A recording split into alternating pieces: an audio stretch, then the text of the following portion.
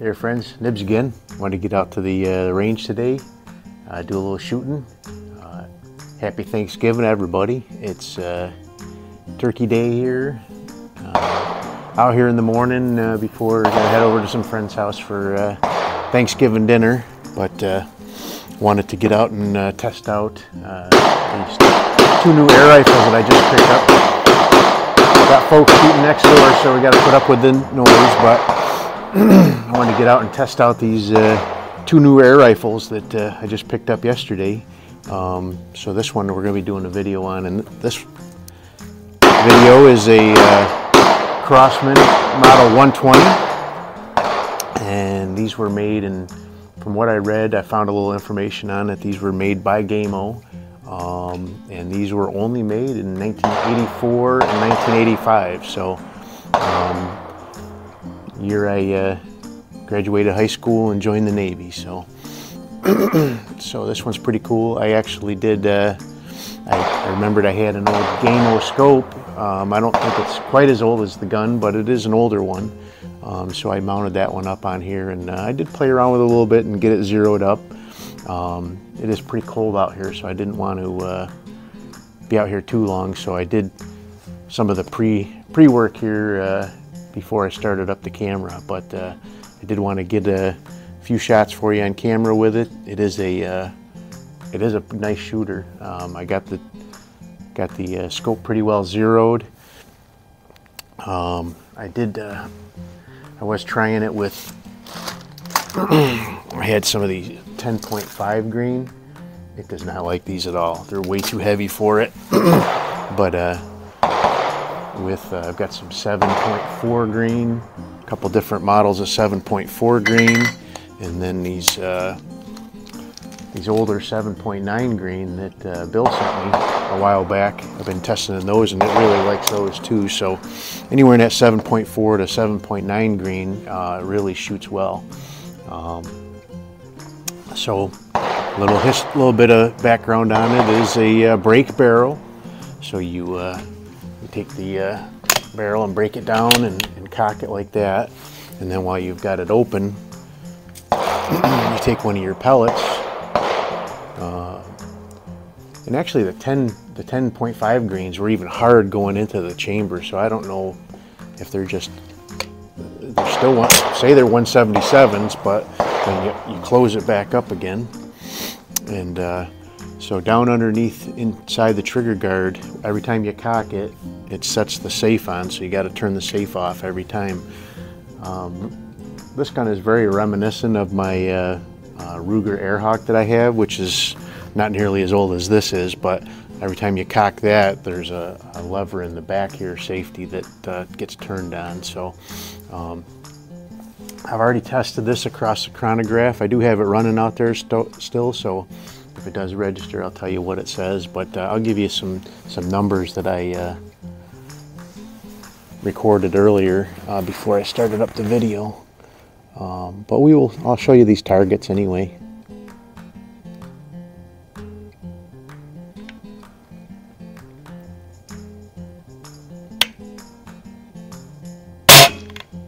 Right dead in the middle. So that was 438 feet per second. With the 10.5s, I could not get a zero on my target. It was still at full up. The elevation was still dropping about 4 or 5 inches lower than the target. So, but with the 7.4s, I'm right in the middle of the range of the scope. So. So that was 438 feet per second with that one, and right in the middle of the bullseye. So that was a good shot. Let me do another one. These are they call them these ones are the destroyers, and they have a kind of a hollow point with a little tip sticking up in the middle of them. So let's go across to the same target again. When you see this target, I've been shooting all over the place, so there's a bunch of sight-in shots on it. And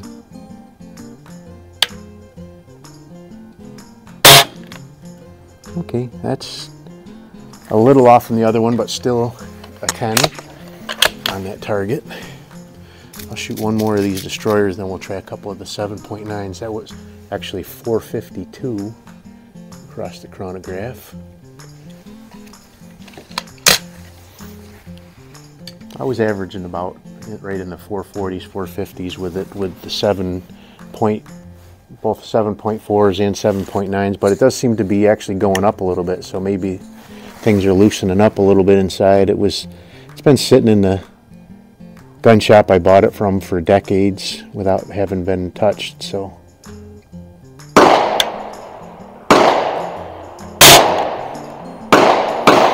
Looks like a really nice group going with that one, so everything's right in the 10 ring. Let's try a few of these 7.9s. So that was a 446 that recorded.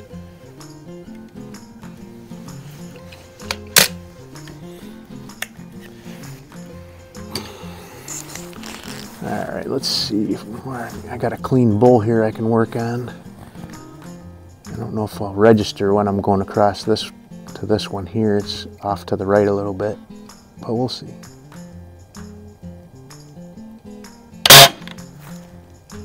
Yeah, another 446. Would have got an error if it didn't record, so do 3 of these and then I'll take you out and show you the target and then we'll wrap it up. Definitely glad I bought this one. Didn't cost me much and seems like a real fine shooter, so.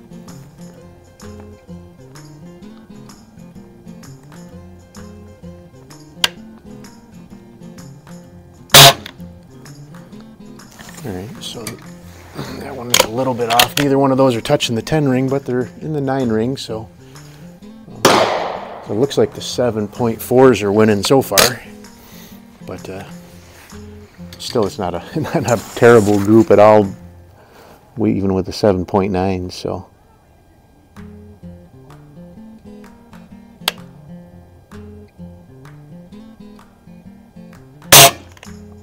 All right, that went through the same hole as the second shot, so pretty consistent.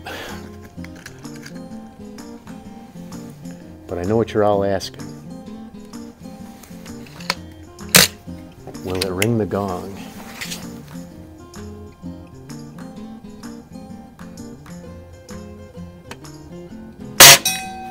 Yeah, it'll ring the gong. So anyway, let's go take a look at that target.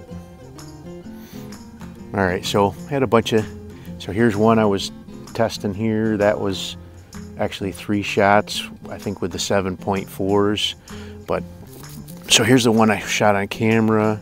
So this one in the middle here, those 2 shots that are outside the ring there, those were actually sight-in shots from earlier, but this right up in here is the 3 shots with the 7.4 grain Crossman pellet. And then over here are the 3 shots I shot on camera with the 7.9 grain Crossman pellets. So very admirable groups from both of them. But I think the 7.4 is going to win it with this gun. But all right, back to the video. All right, so you saw the target, pretty accurate gun. I'm only shooting it like 30 feet here, but I'll try stretching it out later on, but I just wanted to get out and give them a try and see what the chronograph would have to say. But it's a pretty neat looking gun. Got a nice target stock on it, and I really think the scope looks good on there too. So so there you go, Crossman Model 120, built in 84 or 85. So it's getting up there. Definitely in good shape for that age. But anyway, I appreciate everybody being on the channel. Like, share, and subscribe. And have a great Thanksgiving. We'll see you next time.